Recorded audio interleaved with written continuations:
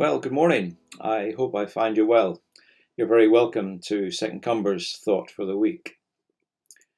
As a dog owner, I tend to get tied into a certain rhythm of the day.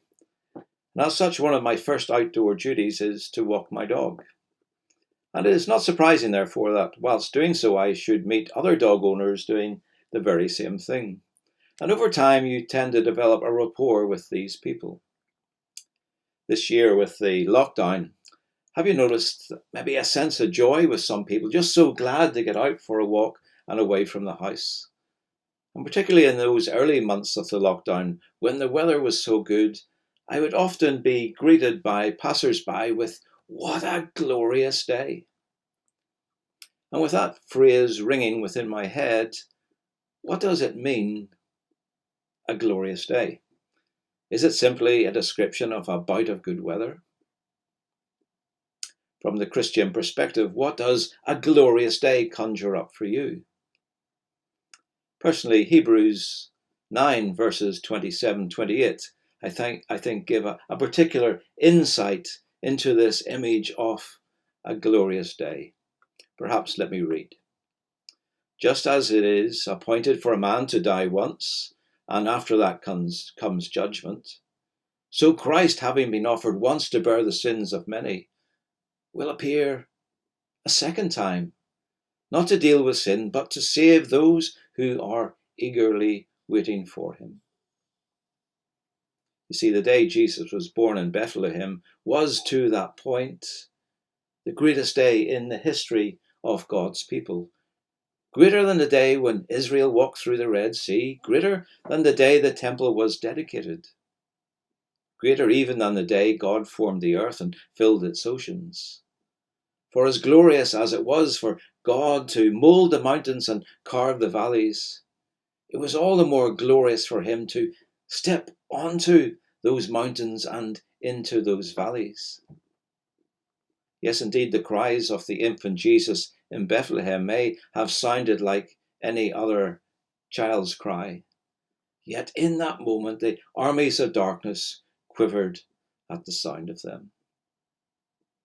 The day he was laid in a manger was the day the sun finally began to rise on our salvation. As Hebrews 1 verse 3 puts it, the radiance of the glory of God and the exact imprint of his nature in a body from a womb on a great and glorious day. But then there would come a day when the glory of his birth would be outdone. And it came 30 years later, where he laid his life down. It was a dark, horrible, frightening day.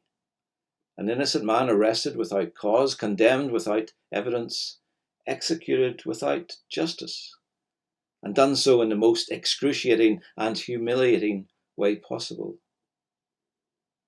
And yet in all of this, it was glorious. For those who saw the cross that day, they may have thought that watching Jesus there was seeing Jesus crumble, defeated, and conquered before his enemies. Yes, he was crucified, but not defeated, killed but not conquered, struck down but not destroyed. Far from waving the flag of surrender, his death subdued Satan and all his soldiers, forcing them to serve the story of our salvation. As Jesus said in John 10, verse 18, "No one takes my life from me, but I lay it down of my own accord." And that is the glory of Good Friday. For the sheep he loved, the Good Shepherd laid down his life where he wanted, when he wanted, and how he wanted. And he chose weakness, he chose suffering, he chose the cross for us. Then something even more glorious happened. When Jesus lay in the tomb, the world lay silent. And then on the third day, the morning came, and even more glorious day appeared, for Jesus put death itself to death by rising from the grave. Gloriously, the cross was not the defeat that it seemed to be. Rather, it was a defiant, emphatic, all-powerful victory. No one takes my life from me. I have authority to lay it down, and I have authority to take it up again. John 10, verse 18. You see, death could not hold him. The grave could not keep him. And shedding death like a robe, Jesus walked out of that grave, having defeated death itself. And he defeated death for us, saying, I am the resurrection and the life. Whoever believes in me, though he die, yet shall he live. And everyone who lives and believes in me shall never die. John 11. Resurrection Sunday is still today the most glorious day in history. But it will not always be so. A more glorious day will come. But we might ask, how could anything ever surpass that victory? Well, really, only Jesus could author a more glorious day than he has. 1 Corinthians 15, verse 52, we read, the trumpet will sound and the dead will be raised, imperishable, and we shall be changed.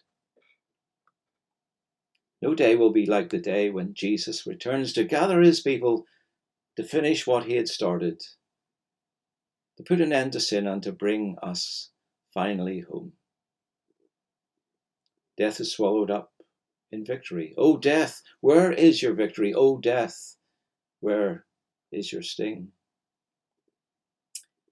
2,000 years may have dampened our anticipation of that day, making us wonder if it really will come again.